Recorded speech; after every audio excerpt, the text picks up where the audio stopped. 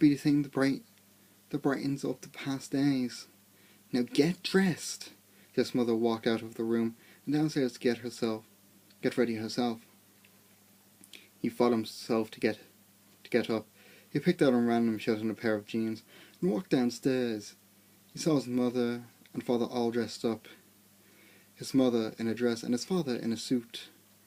He thought that why would they ever wear such fancy clothes to a kid's party? Son, is that all you're gonna wear? Said Jeff's mom. Better than wearing too much, he said. His mother pushed down the feeling to yell at him and hid it with a smile. Now, Jeff, we may be overdressed, but this is how you go if you want to make an impression, said his father. Jeff grunted and went back to his room. I don't have any fancy clothes, he yelled out. Just pick something, called his mother. He looked around in his closet for what he would call fancy. He found a pair of black dress pants he had for special occasions and an undershirt. You couldn't find a shirt to go with it though. He looked around and found only striped and patterned shirts, none of which go with dress pants. Finally he found a white hoodie and put it on. You're wearing that? They both said. His mother looked at her watch. Oh, no time to change. Let's go, she said as she herded Jeff and his father out the door.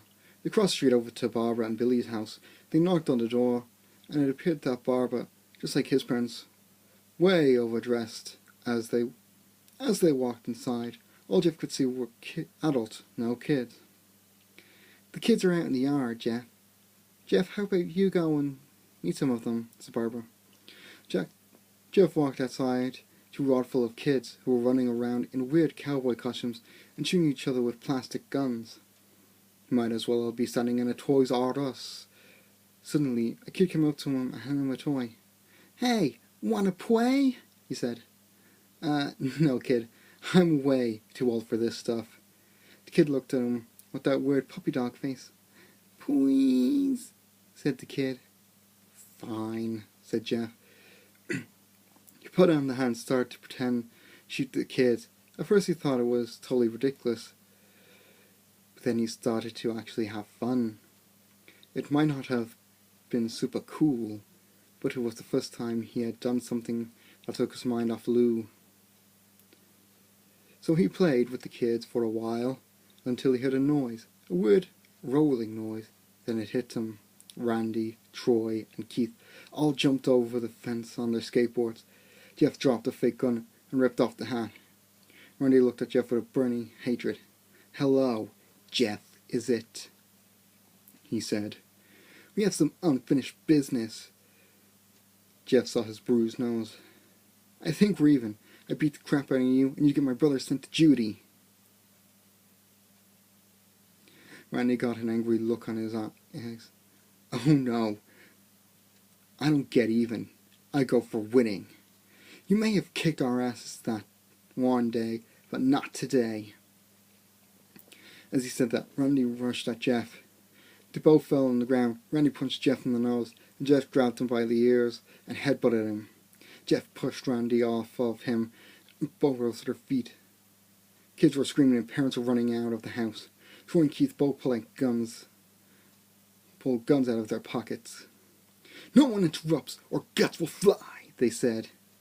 Randy pulled a knife on Jeff and stabbed him in the shoulder. Jeff screamed and fell to his knees. Randy started kicking him in the face. After 3 kicks, Jeff grabs his foot and twists it, causing Randy to fall off the ground. Jeff stood up and walked towards the back door. Troy grabbed him. Need some help? He picks Jeff up by the back of the car and throws him through the patio door. As Jeff tries, he is kicked down to the ground. Randy repeatedly starts kicking Jeff until he starts to cough up blood. Come on, Jeff, fight me! He picks up Jeff and throws him into the kitchen. Randy sees a bottle of vodka on the counter and smashes the glass over Jeff's head. Fight! He throws Jeff back into the living room. Come on, Jeff, look at me! Jeff glances up, his face riddled with blood. I was the one who got your brother sent to juvie, and now you're just gonna sit there and let him rot there for a whole year? You should be ashamed. Jeff starts to get up. Oh, finally, you stand fine. Jeff is now on his feet, blood and vodka on his face. Once again, he gets that strange feeling, the one which he hasn't felt for a while. Finally, he's up, says Randy as he runs to Jeff. That's when it happens. Something inside Jeff snaps. His psyche is destroyed. All rational thinking is gone. All he can do is kill. He grabs Randy and pile drives him to the ground. He gets on top of him and punches him straight in the heart. The punch causes Randy's heart to stop. As Randy gasps for breath, Jeff hammers down on him, punch after punch. Blood gushes from Randy's body until he takes one final breath and dies. Everyone is looking at Jeff now. The parents, the crying kids, even Troy and Keith. Although they easily break their gaze and point the guns at Jeff. Jeff sees the guns trained on him and runs up for the stairs. As he runs, Troy and Keith let out fire on him, each shot missing. Jeff runs up the stairs, his heart. He hears Troy and Keith following him. As they let out their final rounds of bullets, Jeff ducks into the bathroom, grabs the towel rack and rips it off the wall. Troy and Keith race in, knives ready. Troy swings his knife at Jeff, who backs away and bangs the towel rack into Troy's face. Troy goes down hard, and now all that's left is Keith. He's more agile than Troy, though, and ducks when Jeff swings the towel rack. He dropped the knife and grabbed Jeff by the neck, pushed him into a wall. A thing of bleach fell down on top of him from the top shelf, burnt both of them, and they both started to scream. Jeff wiped his eyes the best he could. He pulled back the towel rack and swung it straight in Keith's head. As he lay there, bleeding to death, he let out an ominous smile. "What's so funny?" Jeff asked. Keith pulled out a lighter and switched it on. "What's funny," he said, "is that you're covered in bleach and alcohol." Jeff's eyes widen as Keith throws the lighter at him. As soon as the flames make contact with him, the flames ignite the alcohol in the vodka. While the alcohol burned him, the bleach bleached his skin. Jeff let out a terrible screech as he caught on fire and tried to roll away the fire, but it was no use. The alcohol made him a walking inferno. He ran down the hall, fell down the stairs. Everyone started screaming when they saw Jeff, now a man on fire, dropping to the ground, nearly dead. Last thing Jeff saw was his mother and the other parents trying to extinguish the flame. That's when he passed out. When Jeff woke up, he cast wrapped around his face. He couldn't see anything, but he felt a cast on his shoulder and stitches all over his body. He tried to stand up, but he realized that he was some tube in his arm, and when he tried to get up, it fell out, and the nurse rushed in. "I don't think he can get out of bed just yet," she said. She put him back in bed and restored the tube. Jeff sat there with no vision, no idea what his surroundings were. Finally, after hours, he heard his mother. "Honey, are you okay?" Yes, Jeff couldn't answer though. His face was covered, and he was unable to speak. "Oh, honey, I got great news. After all the witnesses told the police that Randy confessed trying to attack you, they decided to let Lou go." This made Jeff almost bolt up, stopping halfway, remembering the tube coming out of his arm. "He'll be out by tomorrow. Then you two will be able to be together again." Jeff's mother hugs him and says her goodbyes.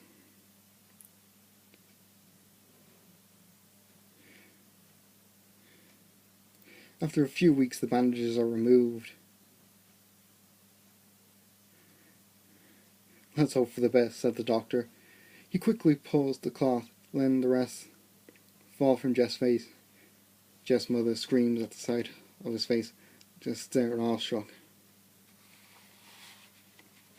What happened to my face?"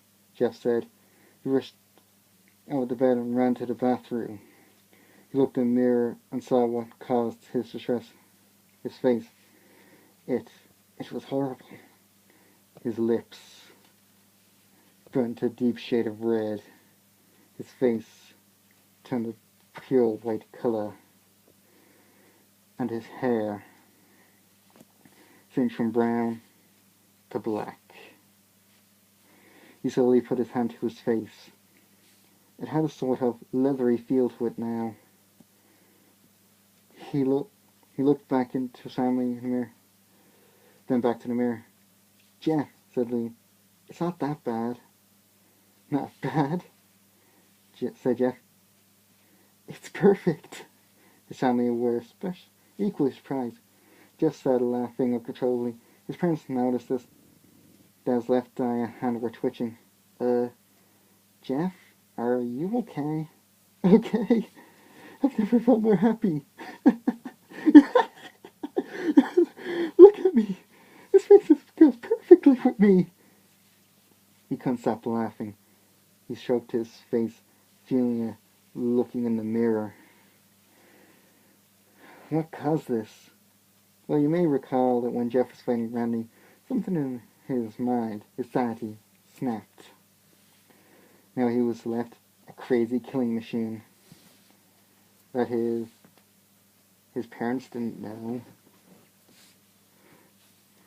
Doctor, said Jeff's mom, is my son alright? You know, in the head? Oh yes, his behavior is typical for patients that have taken very large amounts of painkillers. If his behavior doesn't change in a few weeks, bring him back here and we'll give him a psychological test. Oh, thank you, Doctor, Jeff's mother went. Jeff's mother went over to Jeff. Jeff, sweetie, it's time to go. Jeff looked away from the mirror. His face still formed into a crazy smile. "'Kay, Mommy." His mother took him by the shoulder and took him to get his clothes.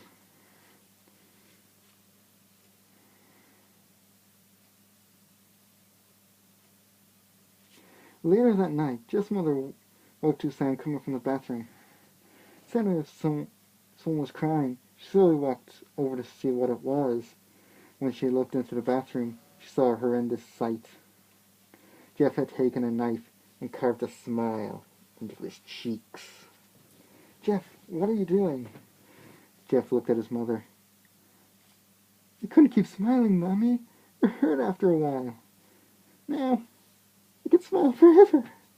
Jeff's mother noticed his eyes, ringed in black. Jeff, your eyes. I couldn't see my face. I got tired and my eyes started to close.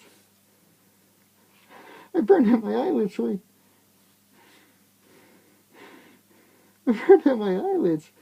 I could further see myself. My new face. Jeff's mother slowly started to back away, seeing that her son was going insane. What's wrong, Mommy?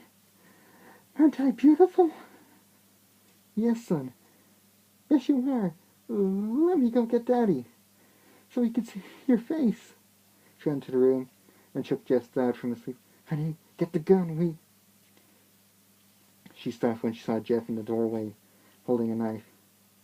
Mommy, you lied. That's the last thing they hear as Jeff brushes them with the knife, gutting them both. His brother Lou woke up, startled by some noise. He didn't hear anything else, so he shut his eyes and tried to go back to sleep. As he was on the port of slumber, he got the strangest feeling that something or someone was watching him.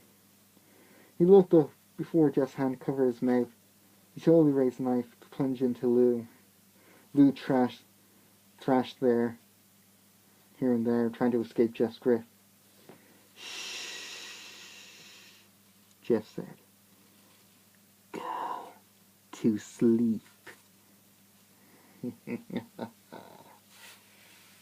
Well, that was Jeff the Killer, and as you can kind of guess, that's what my mask is designed off.